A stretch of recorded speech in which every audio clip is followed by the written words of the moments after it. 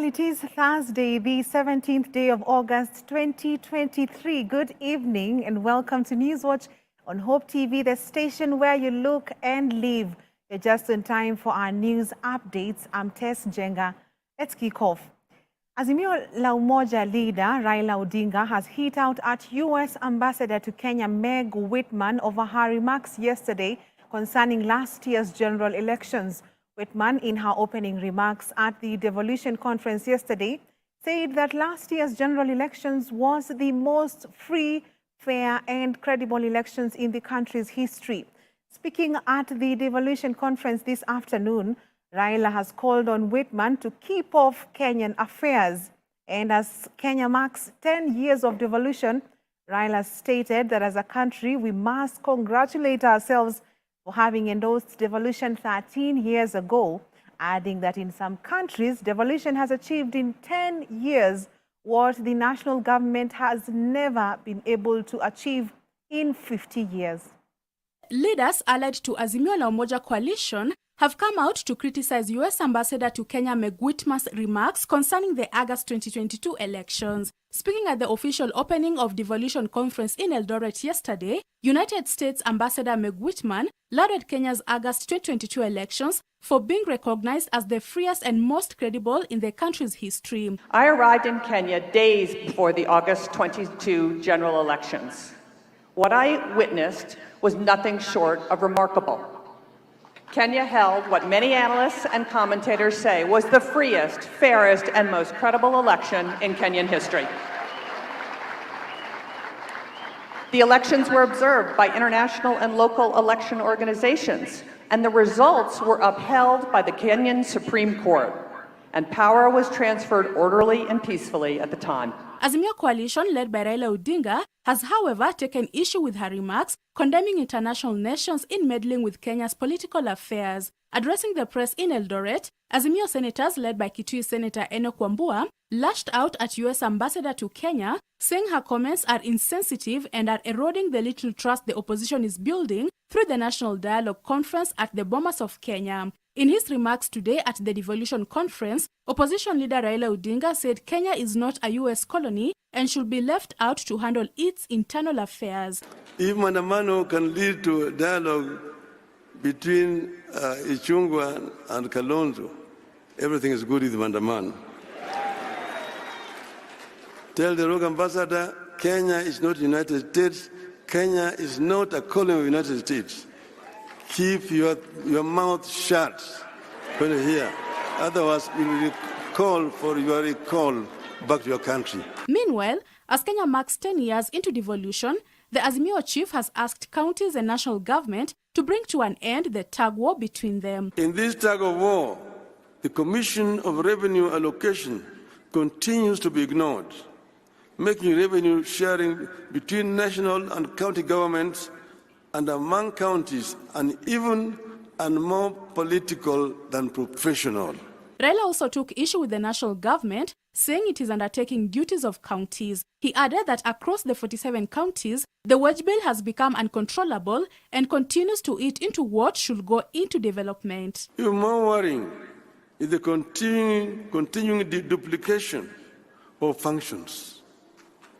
More money continues to be spent at Afya House, Kilimo House, and Maji House in Nairobi for the roles that are devolved. Today, fertilizers are procured and distributed by the national government. Affordable housing is being conceptualized and implemented by the national government. The government wants to build markets and employ community health workers. All these are devolved functions whose money should be released to the counties. Alice Diana, Hope TV Newswatch. Thank you, Alice Diana, for that report. Moving on, President William Ruto has said that he will fully employ his constitutional powers to safeguard public resources, asking Kenyans to hold him accountable if taxes are misappropriated.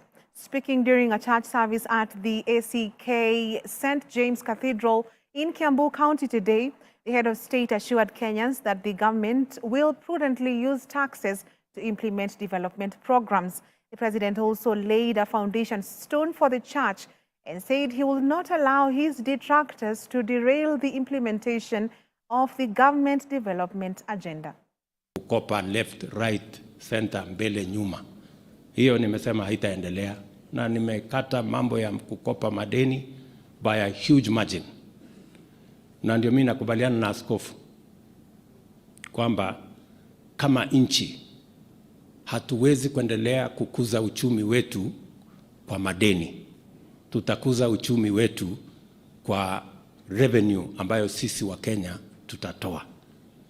Tuweze kupeleka Kenya mbele. We have done two fundamental things. Number one, tumebadilisha mambo ya NSSF.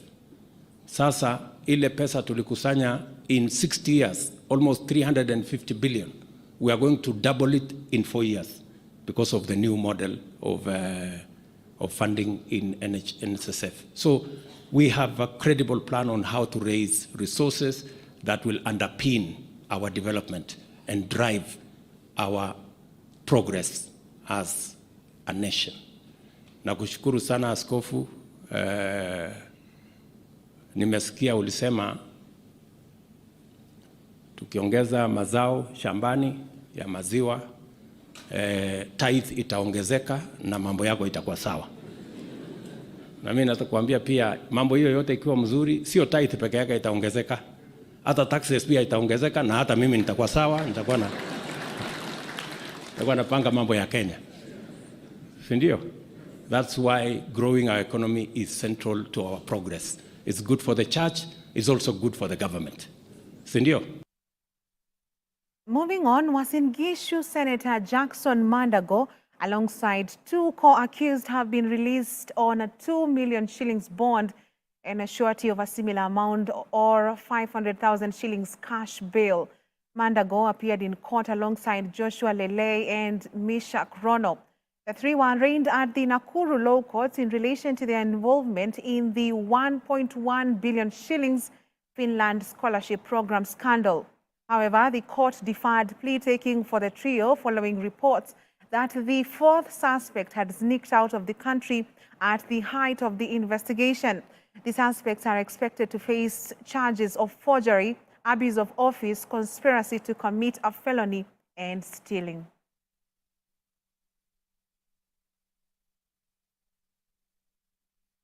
President William Ruto has nominated Renson Mulele Ingonga as the next Director of Public Prosecutions. The president has forwarded his name to the National Assembly for vetting.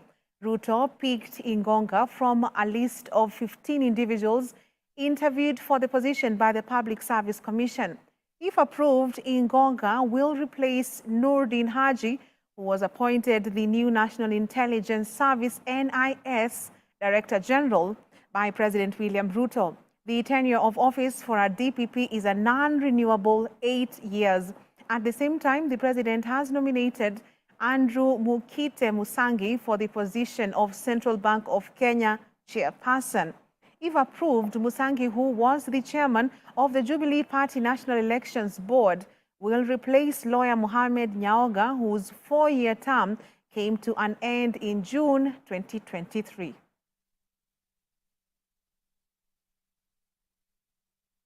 And Deputy President Rigathi Gachagua has said that the United Democratic Alliance is working with the Communist Party of China, CPC, in building and strengthening its structures for an ideology-centered political party. Speaking when he hosted the Chinese ambassador to Kenya on Thursday morning, Gachagua, who was accompanied by the UDA Secretary General Cleophas Malala, said parties established on firm ideologies contribute to the socio-economic stability of a country. Gachagua added that most political parties in Kenya have died after general elections, but the UDA party has to be founded on an ideology that will outlive the current administration. CPC is the governing party of China. Yes. So the party coordinates all corners of coordinates every matters, Yes. all areas. Yes. So no matter is exchange programs Yes. or mutual visits Yes. or training sessions. Yes. I think UDA, Kenya will definitely among our top priorities in Africa. We were happy to receive your officials from the ruling party. And we developed a partnership because now the CPC and UDA are ruling parties. So we are one. And we think we should form some good partnership. I did request your delegation to consider us as your small brother, because we are a young party. Our party is hardly 1 year old. This party was formed a few months before the general election in 2022. Well, on that note, let us take our very first break on Newswatch tonight. Don't go too far. We have plenty more coming up after the break.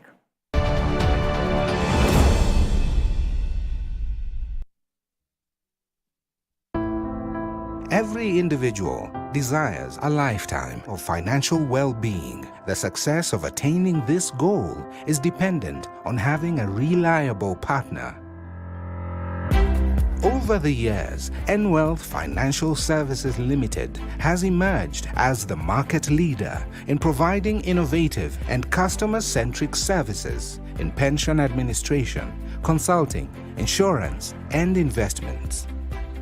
Accessibility is key, and to serve a global clientele, we have invested in world-class technology that ensures our clients have real-time access to tools and information through our mobile application, online, and USSD platforms. Nwealth's commitment to all the stakeholders is to uphold high ethical standards through effective and sustainable governance for shared mutual value creation. This commitment is delivered through the solid partnership between the Board of Directors, staff, service providers, clients, government agencies, and other stakeholders. Innovation and excellence are at the core of our operations. With a team of over 60 professionals, we partner with you for a better tomorrow.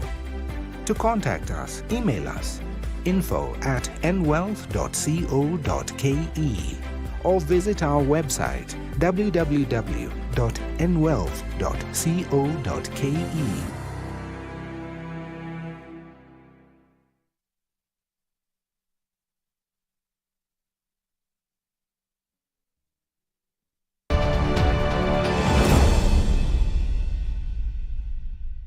Welcome back. Lobby groups in the country have added their voice on the introduction of comprehensive sex education in grade 7. Led by the Chief Executive Officer of the Forum for African Women Educationalists, FAWE, Teresa Otieno, the group has said that reproductive health education is important since this will help children be aware and avoid being abused. Otieno has added that age-appropriate sex education is important so that children can make appropriate decisions. The lobby group has urged county governments to put budgetary allocation to help avoid a huge number of girls in the country from being away from school. With us today is Children's Department represented here, Ministry of Education at the national level and at the county level. Our Africa Regional Office is also represented here. And what we are saying is that we can't leave the boys and men behind when addressing issues of child marriage and teenage pregnancy. And so today we have launched I Care About Her campaign, which is its objective is to ensure that boys and men are at the center of addressing barriers to girls' education. We have made commitments as FAWE Kenya. The Boda Boda associations have also made commitments, plus the teachers and also the students who have been trained today to participate in addressing child marriage and to push for the campaign so that we can significantly reduce incidences of teenage pregnancy in Kenya. Diana Naliaka, the suspect behind the murder of Kilifi County Chief Officer Rahab Karisa, has today been arraigned in Malindi Low Court, but did not take plea as the High Court was not sitting. She appeared before Malindi Chief Magistrate James Mwaniki, and the court ordered the matter to be mentioned on the 31st of this month. Waniki has ordered the accused to be remanded at the Malindi JK prison until the end of this month, when the matter will come for mention. He has also directed the accused to be taken to Malindi Sub-County Hospital for a mental test. Uhitaji kuyakiri au kuyakataa kwa sasa hivi, utasomewa haya mashtaka wakati mwingine mbele ya jaji mkuu kwenye mahakama kuu, ambapo utapewa mwelekeo kuhusu kusikizwa kwa kesi yako na pia mwelekeo kuhusu dhamana yako. Hii kesi pia itawasilishwa mbele ya msajili wa mahakama ambaye atakutafutia wakili wa kukuwakilisha wewe, na itatajwa tarehe 31 mwezi wa 8 mwaka huu mbele ya msajili wa mahakama. Utazuiliwa kwenye gereza la Malindi. Traders across Embu County are set to benefit from construction of 6 new modern markets aimed at creating a conducive working environment and also provide a ready market for farmers' produce.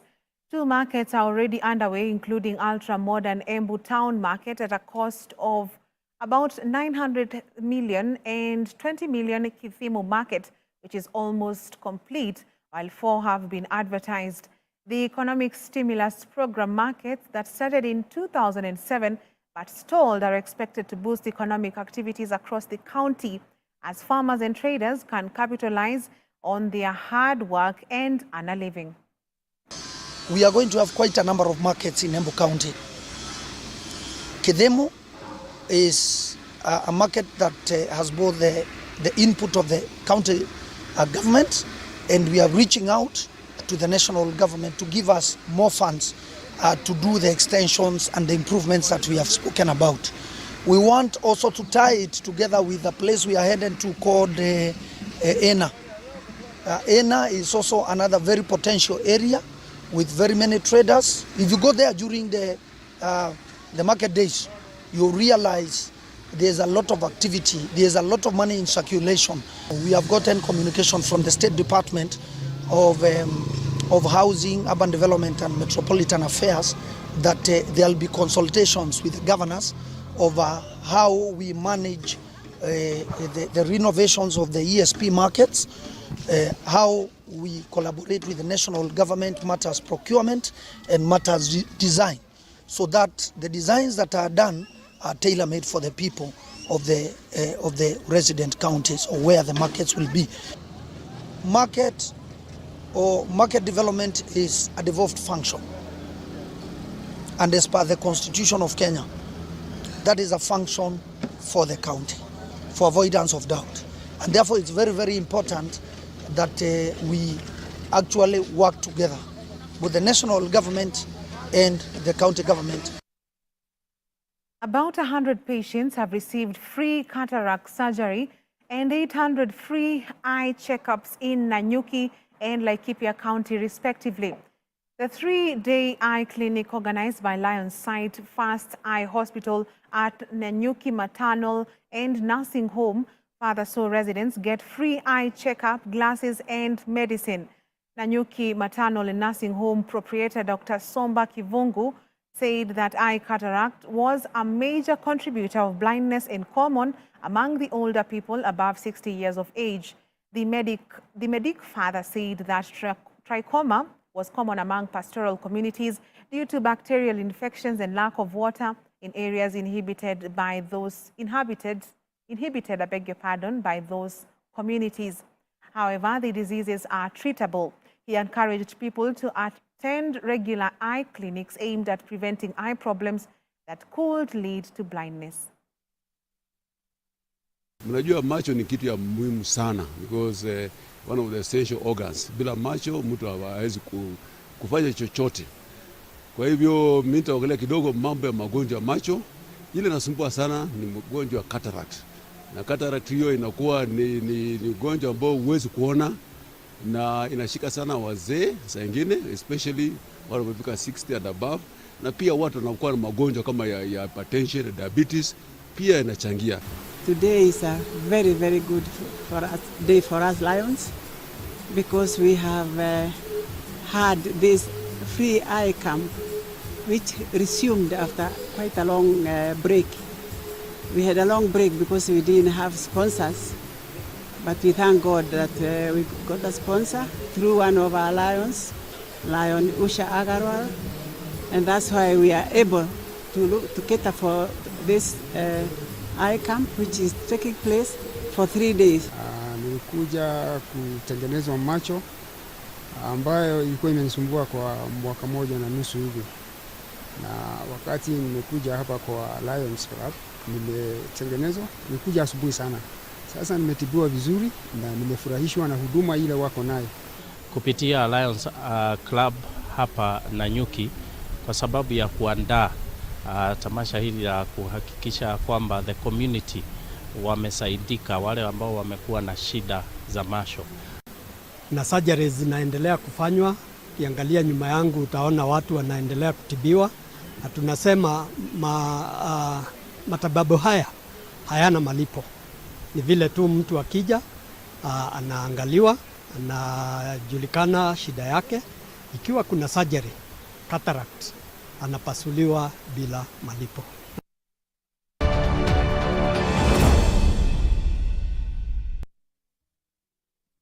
Love Nairobi Festival with evangelist Andrew Palau is coming to Nairobi. All are welcome at this free event. 3 days of great music with Don Moen, Pompi, Evelyn Wanjiru, and more of Kenya's best artists. Bring the kids to the family fun zone, see high-flying motorcycle and BMX bicycle demonstrations. Love Nairobi Festival, 15th to 17th September at the University of Nairobi Sports Grounds. Friday, 3 p.m. to 8 p.m. Saturday and Sunday, 12 p.m. to 8 p.m. More details at lovenairobifestival.org. It's free. I've actually been trying to find a balance. It's been really tough and hectic, but everyone says once you get a hang of it, it becomes better, and I don't know, but I'm hoping to find a balance soon because it's really been hectic. But you've been in the job industry for a long time, so I think you would know better. Sindio? Huh? What time is it? I need to catch up on Leadership Forum. Do they have a radio here? Never mind. I brought my own. No way. You can't be serious. Wait, why do you have a radio and you can just catch up with the shows on Hope FM podcasts? Really? Even which of the what? Yeah. I mean, you can find them on whatever platform, name it. AfriPods, Google Podcasts, Apple Podcasts, Spotify, you name it. But I'm not subscribed on any of them. So no worries. You can just check out the latest episodes on hopemediakenya.org. You can now listen to select Hope FM programs on your favorite podcast streaming platform or directly on our website, www.hopemediakenya.org. Listen and live.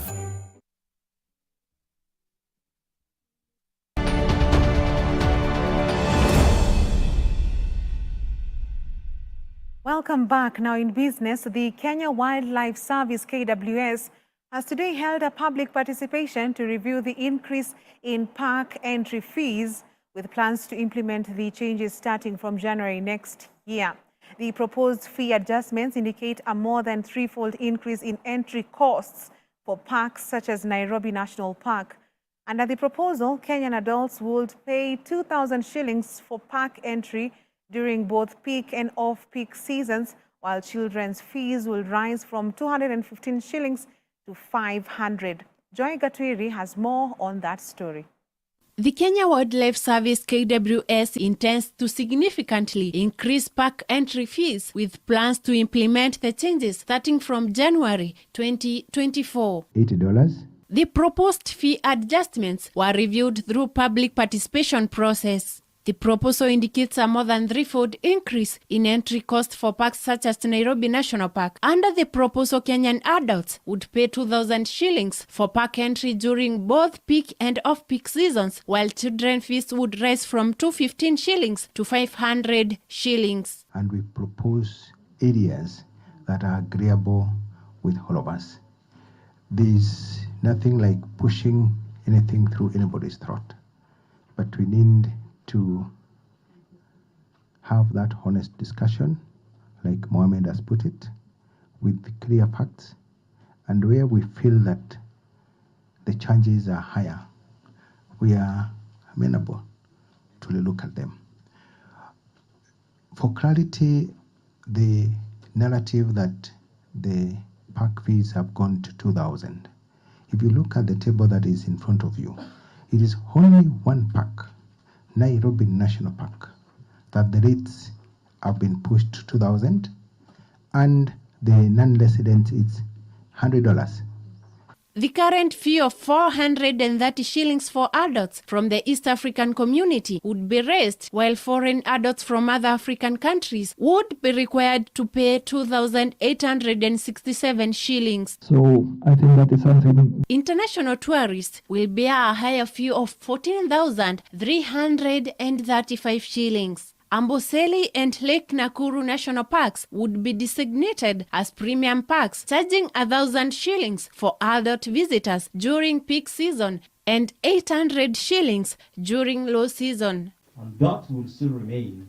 The Director General for Kenya Wildlife Service, Erastus Kanga, said that Nairobi National Park is an urban park which requires lots of resources for its sustainability, further adding that the park needs a lot of attention. Particularly for Nairobi National Park, we have a serious appeal that the number of visitors that are coming in, the ecological footprints that we are realizing in this park is not sustainable. According to KWS, the proposed fee is as a result of a comprehensive analysis of the feedback gathered during forums conducted between January 30 and February 23, 2023. The proposal also contains charges for camping, conference facilities, and vehicles entering the parks. So if we can lower this fee, we'll be able to get the numbers whereby they will fill a land cruiser. Instead of coming 4 of them, they'll add 3 more people into the land cruiser,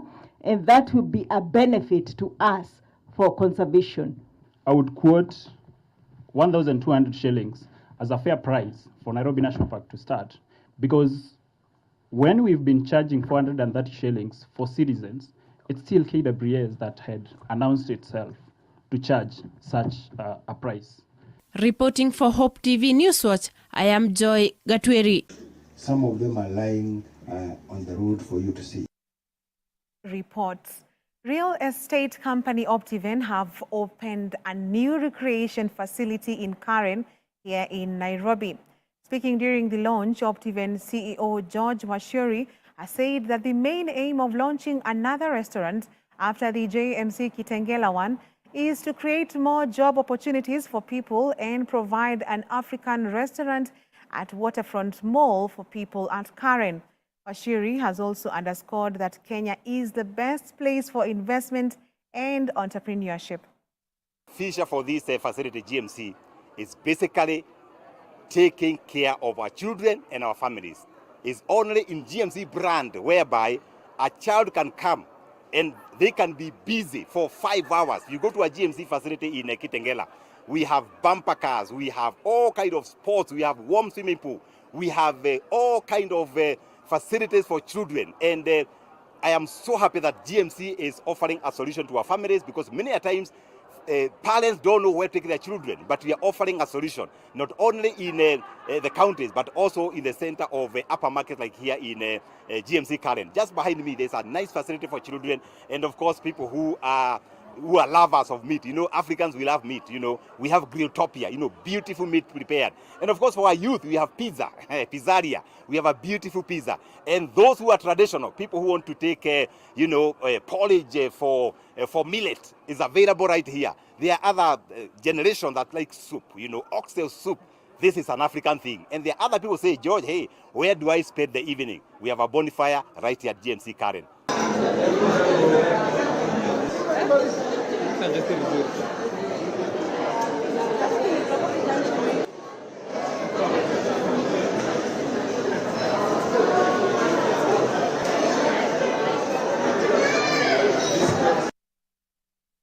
Smallholder farmers in the dairy and horticulture value chains in Kenya can now access green financing from Faulu Microfinance Bank.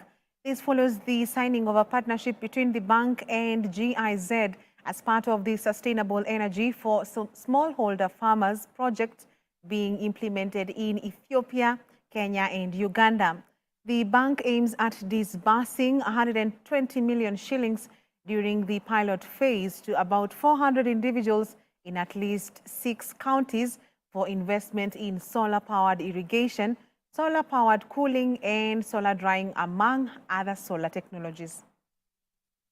We are aiming at partnering with financial institutions such as Faulu Microfinance Banking. That's why we're here now signing our cooperation agreement to partner together. And we are actually looking at customizing financial services for smallholder farmers. And I think our beneficiaries, it's smallholder farmers, it's rural businesses in the agricultural value chain. And we have done together also with Faulu Banking, Microfinance Banking. We've done capacity building. We've done linkages, business-to-business linkages. We've done capacity building for agents to promote those technologies. And when I talk about technologies, I speak about solar drying, solar irrigation, solar cooling. In partnership with GIZ, the work was about building capacity, identifying, accelerators in the market who can then reach out to our consumers and give them sustainable energy solutions.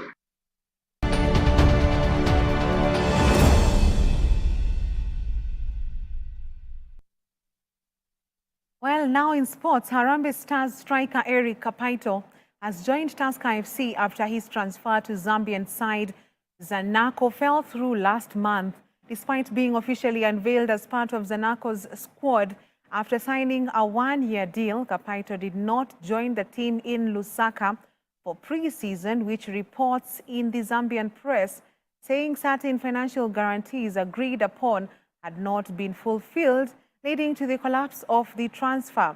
Kapaito has now decided to return home after a stint abroad, with Tusker offering him an escape route as coach Robert Matano beefs up his attack ahead of the new season. And Athletics Kenya's president, Jackson Tuwei, has won the World Athletics Vice President's position at the 54th World Athletics Congress held in Budapest, Hungary. Meanwhile, Lord Sebastian Coe has retained the governing body's presidency and challenged Tuwei, who also serves as the Confederation of Africa Athletics Senior Vice President, becomes the first Kenyan to hold that position.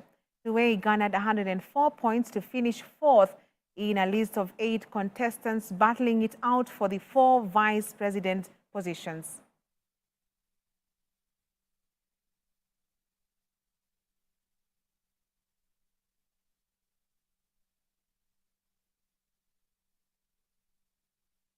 And with that, we have come to the end of Newswatch tonight. On behalf of the whole team that has made this bulletin a success, thank you for watching. God willing, see you tomorrow night, same place, same time. I'm Tess Njenga. Have a good night and be blessed.